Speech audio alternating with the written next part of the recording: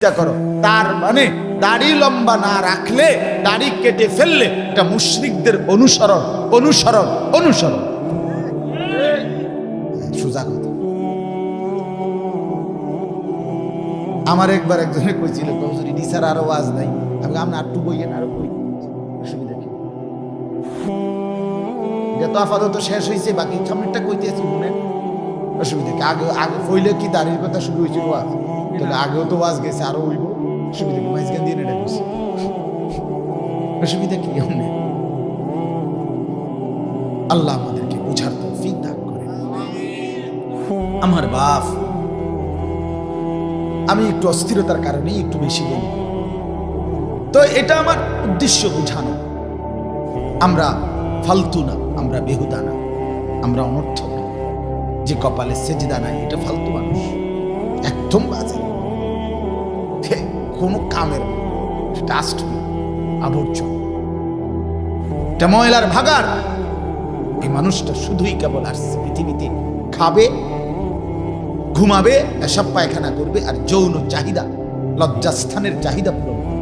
আর এই চারটা কাজ, খানা, ঘুম, পেশাব পায়খানা আর লজ্জাস্থানের যৌন চাহিদা পূরণ, এই চারটা জন্তু জানোয়ারও প্রতিনিয়ত পূরণ করে। কুত্তা বিলাইও খায়, ঘুমায়, পেশাব পায়খানা করে, যৌন চাহিদা পূরণ। তাহলে ইনসান কি হলো? মানুষ কি হলো? মুসলমান কি হলো?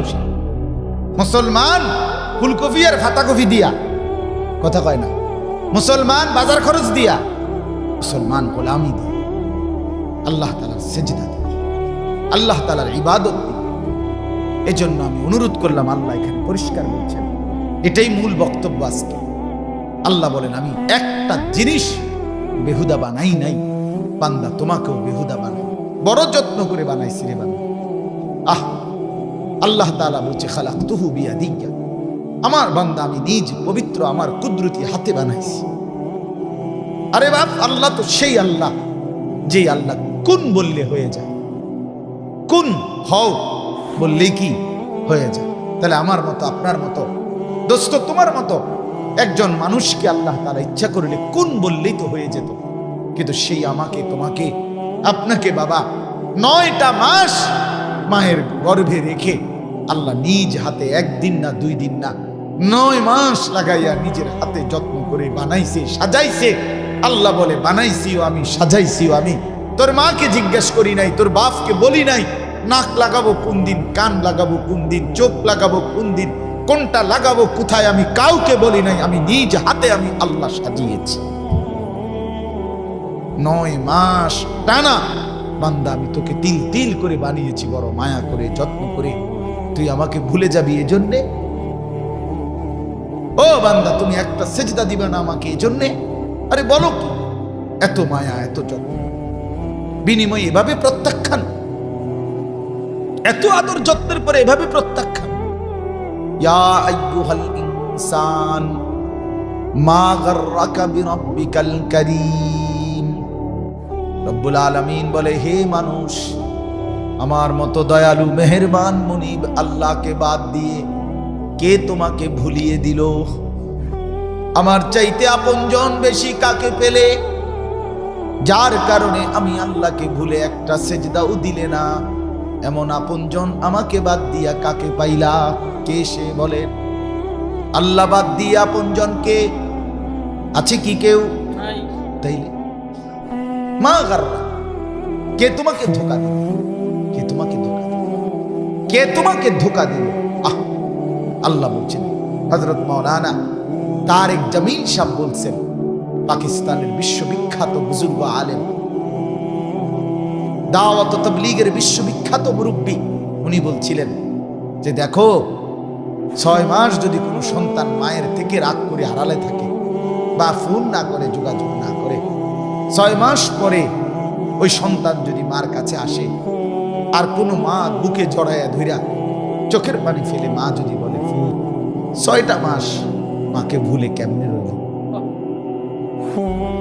এ কথা বলে যদি কোনো মা চোখের পানি ছেড়ে দেয়, হযরত বলেন, কোনো পাথর দিল সন্তানের মাথা নোয়ায় ফেলবে, চোখ ভিজে যাবে, সেও তো কাঁদতে শুরু করবে মাকে জড়ায় ধইরা। মা তুমি কি বললা? মা তো রব্বুল আলামিন হযরত বলেন আল্লাহ তাআলা তো তার বান্দাকে কাছে টেনে বলতেছে, বান্দা আজ একটা বছর কোনদিন ফজরের নামাজ পড়লা না বান্দা, আমারে এইভাবে ভুইলা কেমনে শুয়ে রইল।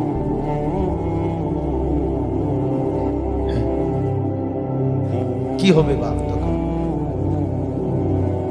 অথচ প্রতিদিন একটা জিনিস খেয়াল করেন, একটা ছোট্ট কথা খেয়াল করেন, আমরা প্রত্যেকেই যখন ঘুমাই, যখন আমরা চোখ বন্ধ করি, তখন আমাদের সাথে সাথে ঘুম আসে না। আমরা এই পাশ ও পাশ করি, অপেক্ষায় থাকি, কারো 10 মিনিট, কারো আধা ঘন্টা, কারো 20 মিনিট পরে গিয়া কি আসে? ঘুম আসে। আমরা কেউ বলতে পারে না ঠিক কোন সেকেন্ডে ঘুম আসে। কেউ কি জানে এটা? এটা মেশিনও ধরবে না। আমি তো চোখ বন্ধ করে না রাখছি, কিন্তু আমার অনুভূতি সজাগ। হঠাৎ এরই ভিতরে এক পলকে কি আসে পড়ে? ঘুম আসে। তাহলে ঘুম আসতে যেমন 20 মিনিট লাগে, আমার বাপ একটা বার চিন্তা করেন, আপনারা যারা ফজরের নামাজ পড়েন না, এই নাফরমান, আপনারা যখন 7টা বাজে, 8টা বাজে, 9টা বাজে আল্লাহর দুশমনের মতো যখন উঠতে চান, চোখ খুলতে চান বেনামাজি, তখন যদি আল্লাহ ওই চোখ বন্ধ হওয়ার পরে ঘুম আসতে যেরকম আধা ঘন্টা লাগছিল, চোখ খুলবার টাইমে যদি আধা ঘন্টা 20 মিনিট চোখ এটা আটকাইয়া রাখে, খুলতে না দেয়, তখন তোমার চিৎকার দেখবে কে?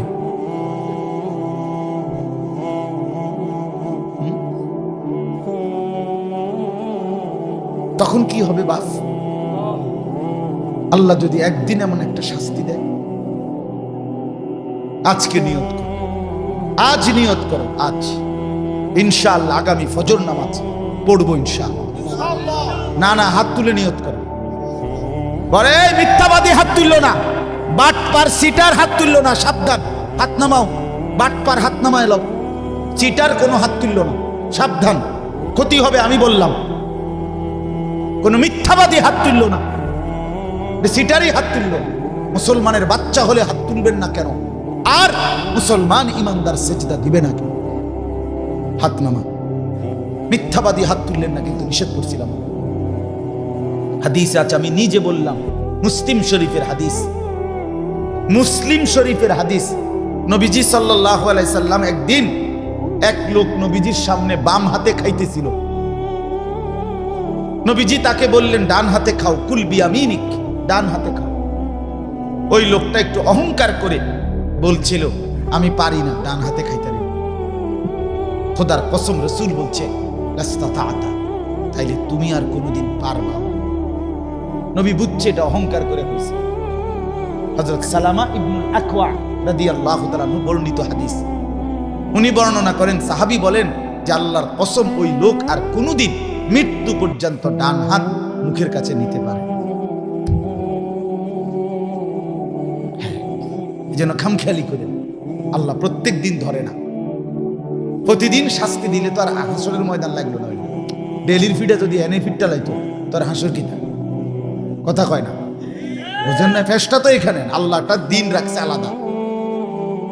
এখনই যদি ডেলির ফিটা ডেলি ফিটটা লাইতো, তো আর হাসর লাগেনি, তো রাইতে রাইতে তো ফিটটা লাউন যায়।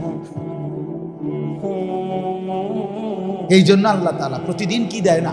শাস্তি দেয়। দারহুম, আল্লাহ বলছে দারহুম, যাও ছেড়ে দাও, খাক, মাইতো না চায় খাক। ওয়াদারনি ওয়াল মুকাদ্দিবিনা উলিন নি'মাতি ওয়া মাহিলহুম কালিলা। আল্লাহ বলেন একটু সময় দাও, নাফরমানকে দাও, আমি অচিরেই কবরে নিয়ে আসবো, অচিরে। এজন্য আজকে আমি অনুরোধ করব, 5 ওয়াক্ত নামাজ তো পড়বেন, কিন্তু ফজরের নামাজ, এটা একটা যুদ্ধের সময়, এখন মানে ঠান্ডা, শীত, কুয়াশা, কিন্তু হিম্মত করলে সম্ভব। সম্ভব, অসম্ভব। আমি গত রাত্রে নরসিংদী মাহফিল ছিল, বাসায় যখন আমি আইসা ঢুকছি 4:30 বাজে, 4:32 বা 34 বাজে, এই পরিমাণ ঠান্ডা, শরীরটা মানে বরফের মতো হয়ে গেছে। বাসায় ঢুকে এই ফজরের নামাজ 6:05 জামাত আমার বাসার সামনের মসজিদে। তো আমার 2টা মোবাইল, একটা এইটা আছে, আর একটা চায়না মোবাইল আছে, পিছন দিয়া পুরাটাই স্পিকার, এই 1300-1400 টাকা দিয়ে কিনছি। এটা মাশাআল্লাহ খানদানি আওয়াজ, আওয়াজের লাগে আর কারোর কাছে হাওলাত জানো। এটার আওয়াজে যথেষ্ট। এটা কিনছি এই উদ্দেশ্যে, অর্থাৎ এটা অ্যালার্ম দেওয়ানোর